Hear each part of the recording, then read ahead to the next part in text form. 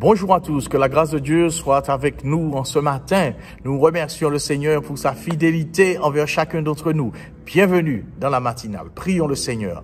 Seigneur, nous te remercions pour ta grâce, pour ton amour, pour ta fidélité envers chacun d'entre nous. Nous prions que tu nous conduises à travers ta parole et que tu te glorifies dans nos vies, dans le nom de Jésus. Amen. Ce matin, je veux vous parler du but de la vie. Le but de la vie.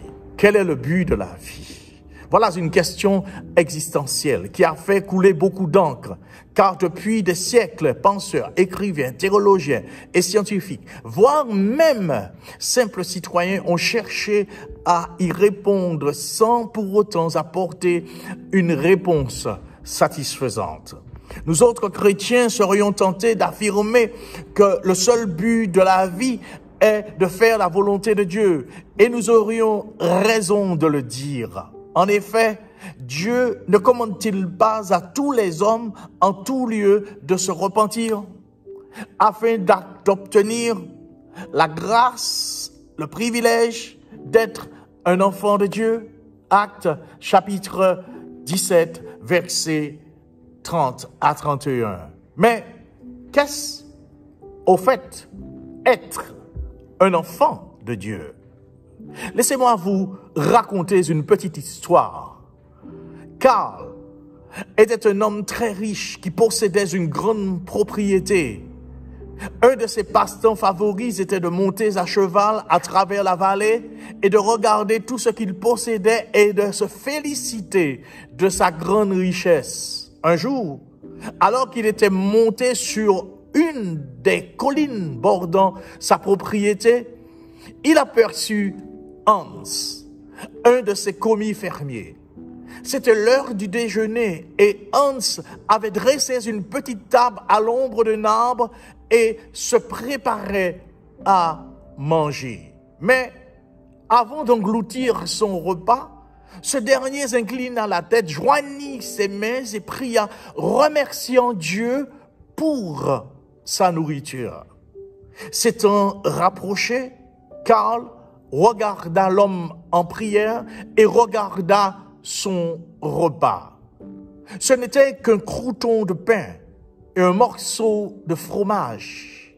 Avec un ricanement, il lui dit, « Si c'est tout ce que j'avais à manger, je ne prendrais pas la peine de prier. » lui dit-il. Hans lui répondit très humblement, « Pour moi, c'est suffisant. Et je suis reconnaissant à Dieu de ce qu'il a pourvu. » Dans l'histoire, nous trouvons deux hommes différents avec des préoccupations, je dirais même des priorités et des buts différents. Le premier se vante de ses biens et de sa réussite, et le deuxième se contente chaque jour, il se contente de la grâce de Dieu. Prenons notre lecture de base qui se trouve dans le livre de Matthieu au chapitre 6, les versets 19 à 21. C'est Jésus qui enseigne. Verset 19, « Ne vous amassez pas de trésors sur la terre, où la teigne et la rouille détruisent et où les voleurs percent et dérobent. Mais amassez-vous des trésors dans le ciel, où la teigne et la rouille ne détruisent point, et où les voleurs ne percent ni ne dérobent, car là où est ton trésor, là aussi sera ton cœur. » Ici, le Christ nous encourage à avoir pour but la recherche des biens célestes et nous rappelle que notre vie sont déterminées par nos priorités. Verset 21. Deux mots sont répétés. Le verbe amasser et le nom trésor. Amasser, c'est réunir des choses en grande quantité en vue de s'enrichir. Trésor, ce sont des choses considérées comme ayant de la valeur, de l'importance. On voit aussi deux qualités de richesse, celles qui peuvent être dégradées ou d'être volée, celle qui échappe au vieillissement et à la convoitise.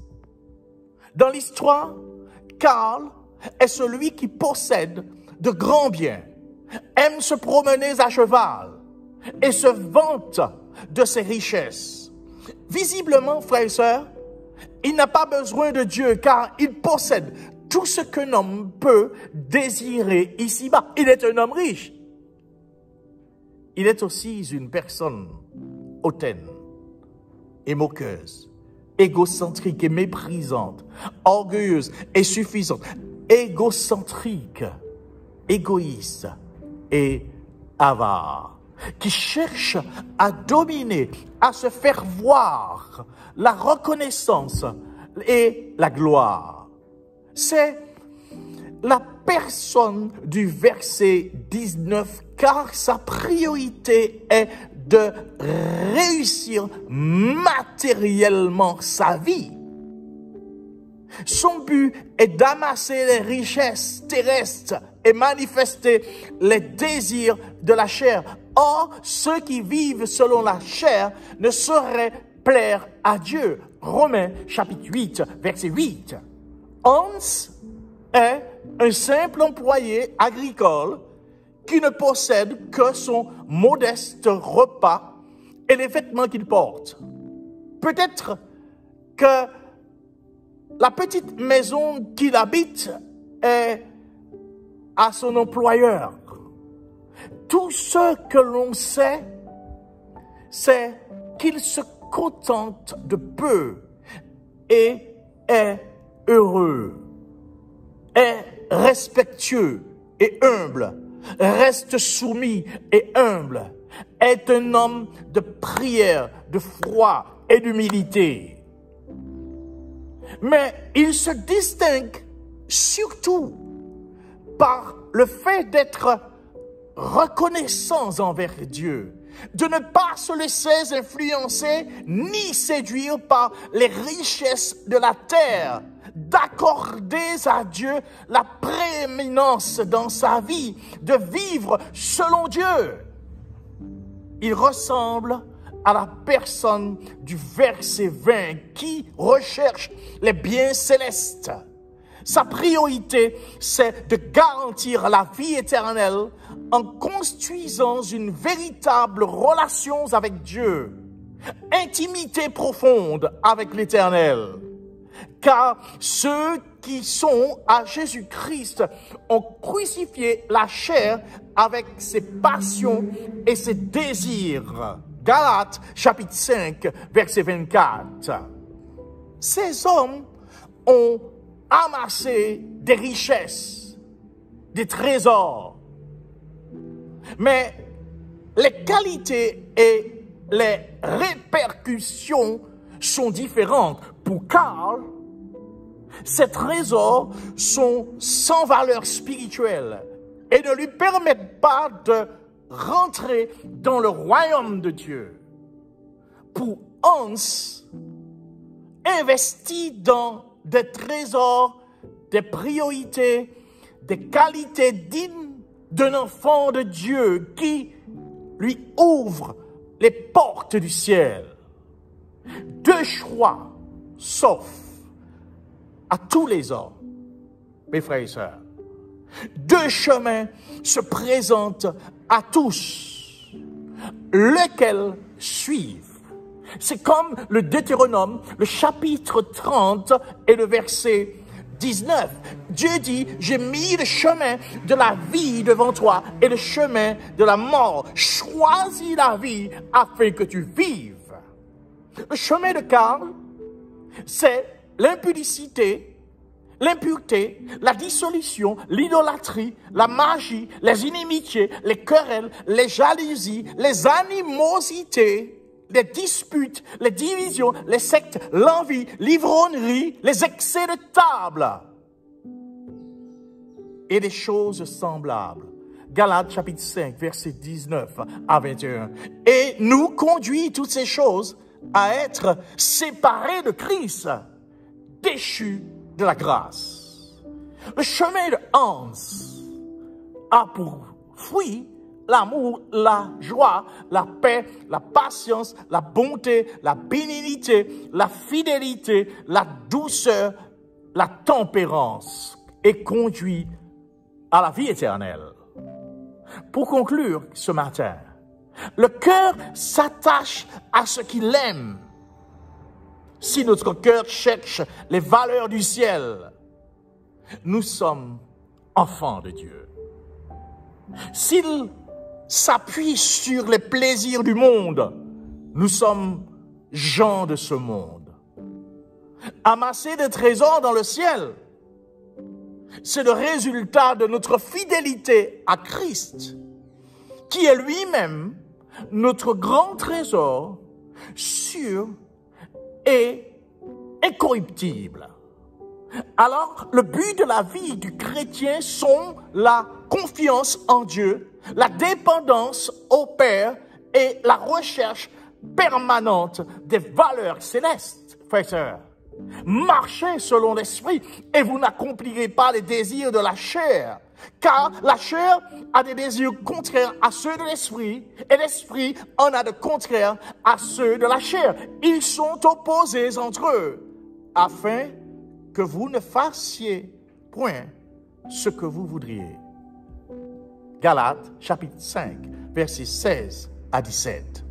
Tant que vous êtes sur cette terre, frères et sœurs, regardez à Jésus pour tout ce qui vous est nécessaire.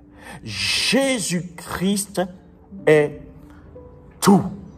Que Dieu nous bénisse et qu'à lui seul soit toute la gloire. Amen. Alors, la vidéo, avant qu'elle ne se termine, il y a une prière.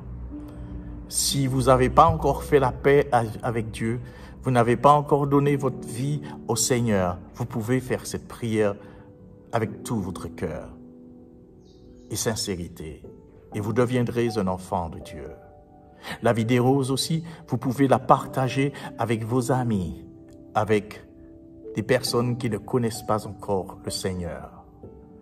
Et si vous avez une église à côté de chez vous, vous pouvez y aller.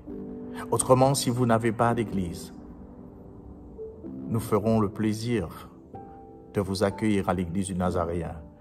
Que le Seigneur nous bénisse et qu'à lui seul soit toute la gloire. Prions le Seigneur. Seigneur, nous te remercions pour ta parole qui nous enseigne ce matin à chercher tes richesses.